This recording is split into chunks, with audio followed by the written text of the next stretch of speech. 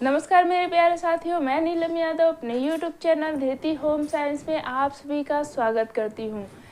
मेरे प्यारे साथियों, कुछ दिनों से मैं वीडियो नहीं अपलोड कर पा रही थी, लॉन्ग वीडियो, जिसके पीछे एक कारण था कि बच्ची का स्वास्थ्य थोड़ा सा खराब हो गया था। लेकिन कहते हैं ना कि सफ़र में मुश्किलें आए तो हिम्मत और बढ़ती हैं, सफ़र में मुश्किलें आए तो हिम्मत और बढ़ती है, अगर कोई रास्ता रोके तो जुर्रत और बढ़ती है, बिकने पे आ जाए तो घट जाते हैं दाम अक्सर, ना बिकने का इरादा हो तो कीमत और बढ़ती है। तो इसी के साथ आज हम लोग अपना नेक्स्ट टॉपिक देखेंगे, आयोडीन के बारे में। आयोडीन के महत्व को समझेंगे, उसके कमी से होने वाले रोग को समझेंगे और जानेंगे कि आयोडीन हमारे लिए कितना महत्वपूर्ण है। तो आयोडीन एक ऐसा तत्व है जो हमारे शारीरिक वृद्धि एवं मस्तिष्क के विकास के लिए अत्यंत आवश्यक माना जाता है, क्योंकि एक बच्चे का जो डेवलपमेंट हो रहा होता है, उसकी वृद्धि हो रही होती है, तो उस समय बच्चे के लिए आयोडीन की आवश्यकता होती है। वो उसके वृद्धि में अपना योगदान देता है और उसका ब्रेन का डेवलपमेंट करता है, ठीक है। और ये थायराइड ग्रंथि में थायराइड हार्मोन्स का क्या करता है, निर्माण करता है। जो हमारे थायराइड ग्रंथि है यहाँ पे, उसको उसमें थायराइड हार्मोन्स का स्रावन करता है। जब थायराइड हार्मोन्स या फिर ये हमारी जो थायराइड ग्रंथि होती है, यही जब फैल जाती है तो हमें कौन सा रोग हो जाता है, गलगंड हो जाता है, जिसे हम घेंघा रोग कहते हैं। गला फूल जाता है, इतना निकल जाता है। आप लोग नॉर्मली कहीं घूमने गए होंगे या फिर कुछ भी तो देखे होंगे ऐसे कि यहाँ पे मांस निकल आता है, ठीक है। तो वो होता है घेंघा रोग, जो कि आयोडीन की कमी के ही कारण होता है, ठीक है। तो थायराइड ग्रंथि में ये थायराइड हार्मोन्स को बनाने के लिए आयोडीन क्या होता है, आवश्यक माना जाता है। और जो हमारी ये मस्तिष्क है, तो मस्तिष्क में क्या है, तंत्रिकाएं हैं, तंत्रिकाओं का जाल है। तो इन तंत्रिकाओं एवं हड्डियों के विकास के लिए ये कार्य करता है। जो आयोडीन है वो हमारे मस्तिष्क की तंत्रिकाओं के विकास एवं हड्डियों के भी विकास में अपना महत्वपूर्ण योगदान देता है। यह एक अवकारक तत्व है, यानी कि ये जो आयोडीन है वो एक रासायनिक तत्व है जिसका फार्मूला होता है I2, ठीक है। तो ये अवकारक तत्व है और ये रासायनिक यौगिक है, ठीक है, जो कि हमारे शरीर, हमारे जो आहार हैं उसमें पोषक तत्वों में से प्रमुख रूप में से एक है। मतलब जितने भी हम पोषक तत्व ले रहे हैं, कैल्शियम, फास्फोरस, मैग्नीशियम, उन सभी में एक आवश्यक पोषक तत्व माना जाता है आयोडीन को, ठीक है, जो हमारे दिमाग एवं शरीर के वृद्धि के लिए अत्यंत आवश्यक होता है। हमारे दिमाग अगर आयोडीन की कमी हो जाएगी तो क्या होगा, ब्रेन का जो तंत्रिका तंत्र है वो डेवलप नहीं होगा और उसके वजह से क्या होगा कि हमारा जो बुद्धि का विकास है वो भी नहीं अच्छे ढंग से हो पाएगा। तो इसलिए कहा जाता है कि आयोडीन मस्तिष्क एवं शरीर के विकास से जुड़ी कई बीमारियों से भी हमें निजात दिलाने का कार्य करता है, ठीक है। आयोडीन का खोज 1811 में फ्रांसीसी रसायन बर्नार्ड कोर्टोइस ने किया था। आयोडीन का जो खोज है वो एक प्रसिद्ध रसायन शास्त्री फ्रांसीसी रसायन बर्नार्ड कोर्टोस ने किया था, ठीक है, 1811 में। कोर्टोस क्या किए थे कि समुद्र में, मतलब जैसे मान लीजिए कि बहुत सारे लोग घूमने जाते हैं, ठीक है, तो वहाँ वो घूमने गए समुद्र के किनारे। तो समुद्र के किनारे शैवाल रहती है, जिसे हम आमतौर के भाषा पे काई कहते हैं। तो वो जो शैवाल था उसको ले आए, फिर उसकी राख बनाए, ठीक है। तो उसमें से उन्होंने सोडियम और पोटेशियम का यौगिक प्राप्त किया। जब उन्होंने शोध किया, सर्च किया कि इसमें से क्या क्या निकल रहे हैं, कौन कौन से तत्व निकल रहे हैं, ठीक है। तो वैसे भी हम पढ़ते हैं कि जो खनिज लवण है वो क्या है, एक राख ही तो है, एस है, ठीक है। तो उन्होंने पाया कि शैवाल में कुछ यौगिक तत्व हैं, जैसे पोटेशियम हुआ, ठीक है, सोडियम हुआ, ये सभी तो उससे निकल रहा था। और इनको जब वो बार बार मतलब इस पे कर रहे थे तो उसमें से एक संशोधित होकर के राख निकली जिसमें से आयोडीन प्राप्त हुआ था, ठीक है। तो इस प्रकार से जो आयोडीन है वो हमारे दैनिक आहार में शामिल हुआ और हमारे शरीर के लिए अत्यंत आवश्यक रूप में अपना कार्य किया। ये चीज़ खोजा गया था 1811 में, ठीक है।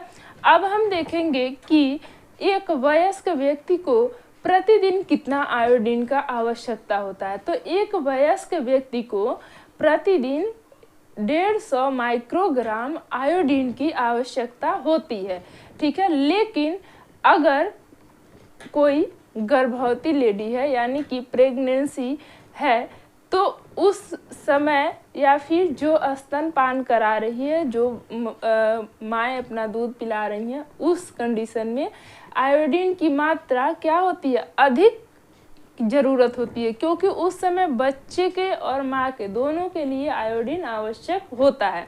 वैसे तो जो आयोडीन है वो हम जो साधारण नमक खाते हैं उसी से हमें प्राप्त हो जाता है, अलग से इसको लेने की ज़रूरत नहीं होती है, लेकिन कुछ कंडीशन में हो भी जाती है, ठीक है।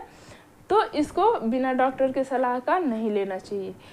अब हम जानेंगे कि जो आयोडीन है वो अपर्याप्त सेवन से क्या होता है कि इन हार्मोन्स को, जो आयोडीन का अगर आप पर्याप्त सेवन करते हैं तो हार्मोन्स का डिसबैलेंस हो जाता है।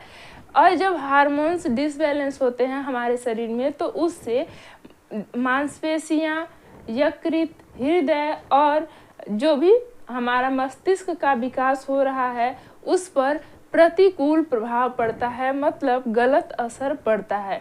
अगर आयोडीन की कमी होने लगती है हमारे शरीर में या फिर अधिकता होने लगती है तो उससे हमारे शरीर के मस्तिष्क, यकृत, हृदय, इन सभी पे क्या है, प्रतिकूल प्रभाव पड़ता है, ठीक है। एक स्वस्थ वयस्क शरीर में 15 से 20 मिलीग्राम आयोडीन होता है। जैसे एक जो स्वस्थ व्यक्ति माना जाता है तो जो स्वस्थ व्यक्ति है उसमें 15 से 20 मिलीग्राम आयोडीन उपस्थित होता है एक स्वस्थ व्यक्ति में, ठीक है, जिसका 70 से 80% हिस्सा जो हमारी थायराइड ग्रंथि है इसमें जमा होता है, ठीक। जो थायराइड ग्रंथि है उसमें से थायरॉक्सिन हार्मोन स्रावित होता है, ठीक है। थायरॉक्सिन, अगर क्वेश्चन पूछा जाता है कि थायरॉक्सिन हार्मोन्स कहाँ से स्रावित होता है तो इसका उत्तर आता है थायराइड ग्रंथि से, ठीक है। और आयोडीन कहाँ जमा होता है तो थायराइड ग्रंथि में जमा होता है, ठीक है। उसका 70 से 80% भाग क्या है, थायराइड ग्रंथि में जमा होता है, ठीक है। और थायरॉक्सिन हार्मोन से संबंधित होता है। एक जो भी बाकी शेष जो पदार्थ बच जाते हैं वो शरीर के ऊतकों में पाया जाता है, ठीक है। इसका जो स्रोत है, आयोडीन का जो स्रोत है वो है समुद्री नमक, जो हम लोग नमक खाते हैं, ये नमक, काला नमक, यही सब है। फिर समुद्री मछलियाँ जो हैं इसके उत्तम स्रोत हैं। समुद्री घास जो शैवाल है वो भी इसका उत्तम स्रोत है और उसमें ये पर्याप्त मात्रा में पाए जाते हैं। इसीलिए जो समुद्री इलाके में लोग रहते हैं उन लोगों में क्या होता है, इसकी अधिकता भी देखने को मिलती है, उसके वजह से भी कुछ डिफेक्ट देखने को मिलता है जो समुद्री इलाके हैं, ठीक है। तो ये समुद्र से चूँकि नमक निकलता है तो इसलिए ये समुद्री नमक, समुद्री मछलियाँ, समुद्री घास इत्यादि में पाए जाते हैं भरपूर मात्रा में, ठीक। दूध से बने भोज्य पदार्थों में 40 माइक्रोग्राम प्रति 100 ग्राम पाया जाता है। जितना भी दूध या फिर दूध से बने भोज्य पदार्थ हैं उन सभी में 40 माइक्रोग्राम तक आयोडीन उपस्थित होता है और मांस में 40 माइक्रोग्राम उपस्थित होता है, अंडे में 90 माइक्रोग्राम उपस्थित होता है, अनाज में 30 माइक्रोग्राम उपस्थित होता है और सब्जियों में जो हरी पत्तेदार सब्जियां हैं उसमें भी 30 माइक्रोग्राम तक क्या है आयोडीन उपस्थित होता है। ठीक है, फल में 20 माइक्रोग्राम और दूध में तो हमने बता ही दिया कि 40 माइक्रोग्राम।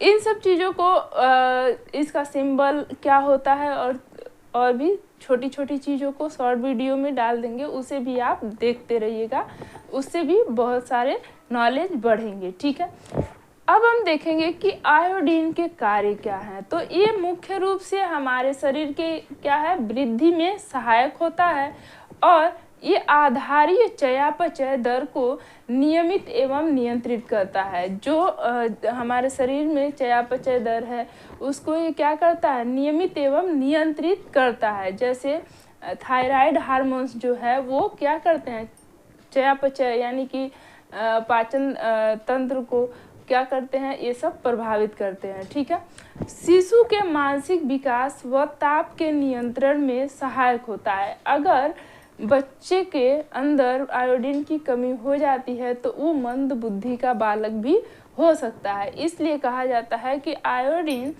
शिशु के मानसिक विकास व ताप नियंत्रण के लिए सहायक होता है। थायरॉक्सिन हार्मोन्स के स्रावण में यानी कि निर्माण में भी आयोडीन का महत्वपूर्ण भूमिका होता है। फिर कोलेस्ट्रॉल की मात्रा को ये कम करता है और इसकी जो कमी है इसकी कमी से क्या होता है मुख्य रूप से 3 रोग होते हैं। जैसे हमने कहा घेंघा रोग। ठीक है, तो घेंघा रोग को हम गलगंड भी कहते हैं और ये घेंघा रोग क्या है जो थायराइड ग्रंथि क्या होती है बढ़ जाती है। ठीक है, ये जो मांस है यहाँ पे पूरा फूल के निकलने लगता है।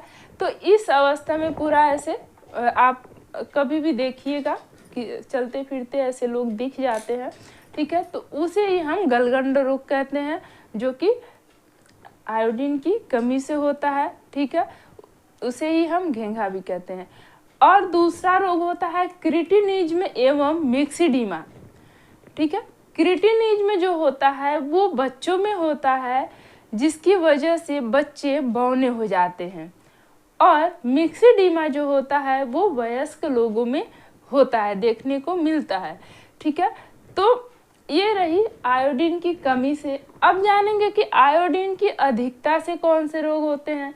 तो आयोडीन की अधिकता से क्या होता है कि नेत्रोसेंधी गलगंड हो जाता है और प्लूमर का रोग हो जाता है, ग्रेवी का रोग हो जाता है। तो ये सभी क्या है और भी इसके जो लक्षण हैं अधिकता के तो वो क्या करते हैं